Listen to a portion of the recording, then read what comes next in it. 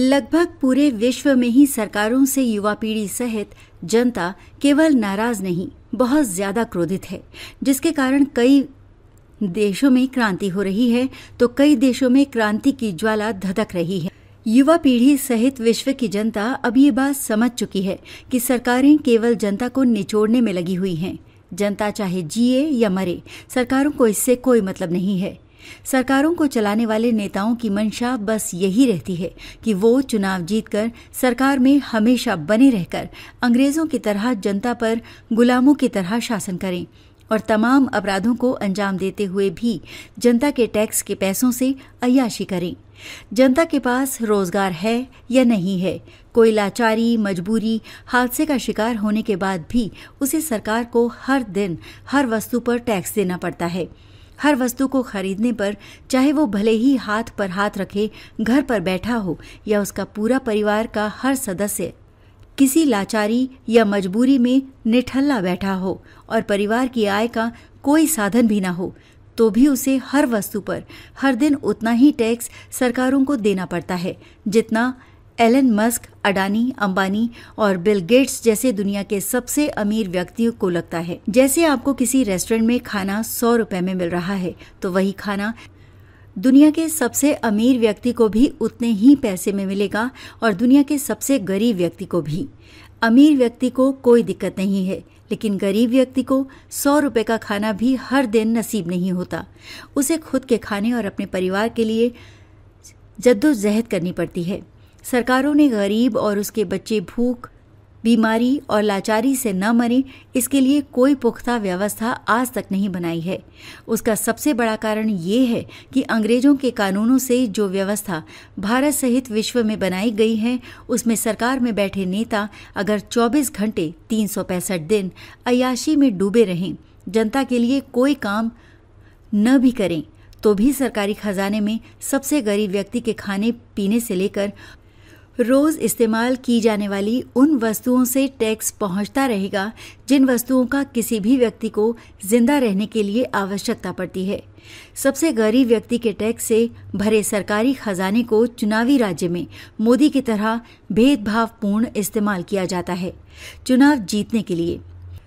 Supreme court के chief justice स्वतः संज्ञान न लेकर इस गंभीर अपराध को देखते रहते हैं।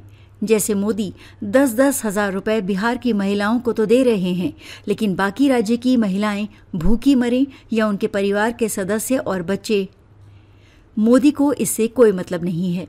इसके अलावा मोदी ने विश्व स्वास्थ्य संगठन यानी WHO के उस अनुबंध पर भी हस्ताक्षर करके सहमति दे दी है जिससे कोरोना वायरस की महामारी की तरह दूसरी महामारी भारत में आने पर विश्व की जनता की हत्या 2020 से कोरोना महामारी की तरह करने की साजिश एक बार फिर पहले से रचकर ब्रिटेन के अंग्रेज, चीन और WHO के अध्यक्ष ट्रेडोस कर रहे हैं। और इस पूरे विश्व स्तर के सामूहिक हत्याकांड में केवल WHO के आदेश, निर्देश यानी ऑर्डर और गाइडलाइन का पालन किया जाएगा। इस कोरोना जैसी महामारी की तैयारी की जा चुकी है। ब्रिटेन, चीन, रूस, अमेरिका जैसे देशों में दवाइयों, इंजेक्शनों के ढेर गोदामों में लगाए जा रहे हैं।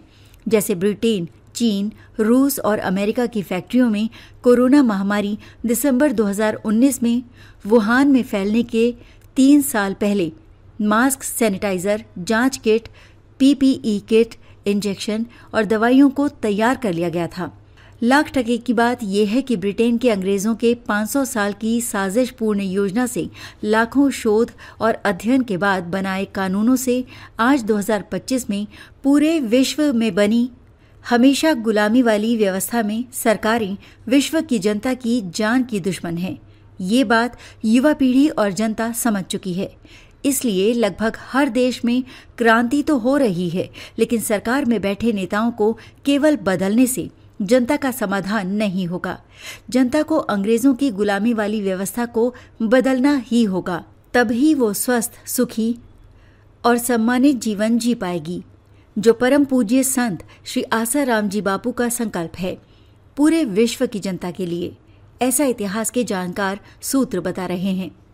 खबर को शेयर फॉरवर्ड कर पूरे विश्व में पहुंचाकर विश्वगुरु भारत में सहयोगी बनकर बिना वर्दी के सैनिकों की तरह आप भी अपना कर्तव्य निभाइए। देश और दुनिया की ताज़ा और विशेष खबरों के लिए देखते रहिए भारत से अंग्रेजों के 1860 के भारतीय दंड संहिता के कानून खत्म करने वाला सैनिक गर्जना न्यूज़ चैनल। नमस्कार।